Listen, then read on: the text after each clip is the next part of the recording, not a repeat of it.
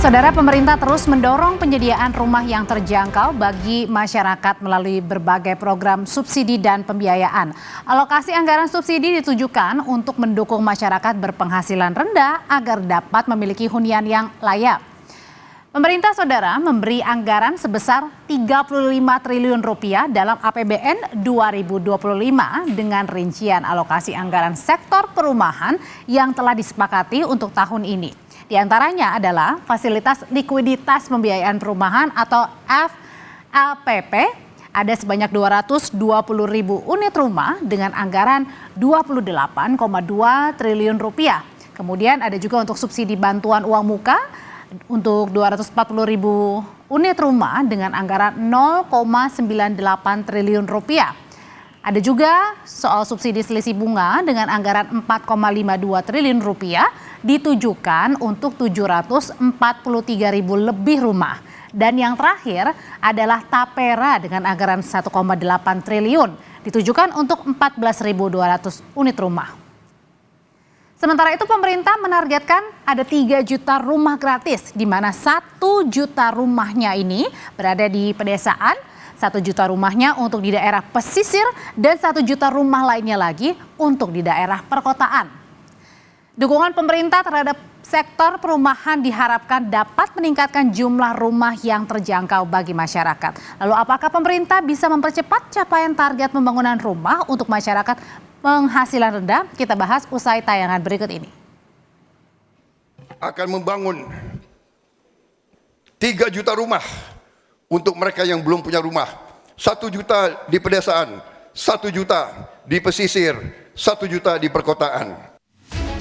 Pemerintah terus mendorong pembangunan 3 juta rumah yang dijanjikan Presiden Prabowo di saat debat Capres. Dalam program ini, pemerintah akan menanggung cicilan sebesar Rp600.000 per bulannya selama 25 tahun dengan total 18 triliun rupiah. Qatar turut mendukung program 3 juta rumah dan telah menandatangani MOU pengembangan proyek untuk 1 juta unit rumah pada 8 Januari lalu. Pihak swasta Qatar membangun 1 juta rumah di perkotaan dengan nilai investasi sebesar 262 triliun rupiah sampai 327,6 triliun rupiah. Presiden Prabowo Subianto menjanjikan 3 juta unit rumah untuk masyarakat berpenghasilan rendah. 1 juta unit di pedesaan, 1 juta unit di kawasan pesisir, dan 1 juta unit di perkotaan. Hal ini jadi komitmen Prabowo saat debat Capres untuk diwujudkan di pemerintahannya. Menurut Menteri Keuangan Sri Mulyani yang dikutip dari akun media sosialnya, di tahun 2025 pemerintah menganggarkan 35 triliun rupiah di APBN untuk pembiayaan perumahan. Rincian dari anggaran itu yakni fasilitas likuiditas pembiayaan perumahan untuk 220.000 unit rumah sebesar 28,2 triliun rupiah, subsidi uang muka untuk 240.000 unit rumah, ada juga subsidi selisih bunga untuk lebih dari 743.000 unit rumah senilai 4,52 triliun rupiah, dan tapera untuk 14.000 lebih unit rumah dengan anggaran 1,8 triliun rupiah. Menteri Perumahan dan Kawasan Permukiman Marwarar Sirait menyebut, sejumlah insentif disiapkan untuk masyarakat berpenghasilan rendah agar bisa memiliki rumah. Di antaranya, biaya perolehan hak atas tanah dan bangunan 0%, bentuk bangunan gedung 0%, serta penghapusan PPN selama 6 bulan untuk rumah di bawah 2 miliar rupiah.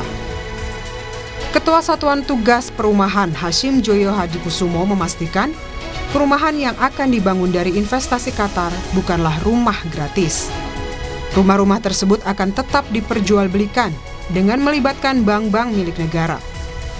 Sementara, skema berbeda akan diterapkan untuk rumah yang dibangun di pedesaan.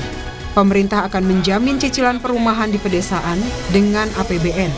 Yang Rp600.000 per bulan itu ditujukan ke program perumahan di desa, di pedesaan, yang 2 juta. Ya itu nanti dari pemerintah.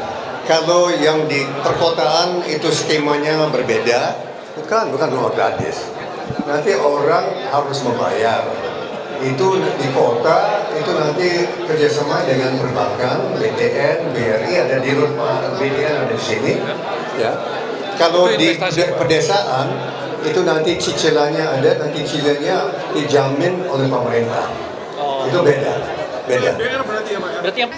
Hasyim Joyo Hadikusumo membeberkan sejumlah lokasi 1 juta rumah investasi Qatar. Di antaranya di Kalibata, yakni bekas kompleks DPR, lalu di Danau Medlan, Cibitung, dan di Kemayoran. Selain pemerintah Qatar, Hasyim menyatakan selanjutnya ada investor Uni Emirat Arab yang akan melakukan penandatanganan MOU. Tim Liputan, Kompas TV.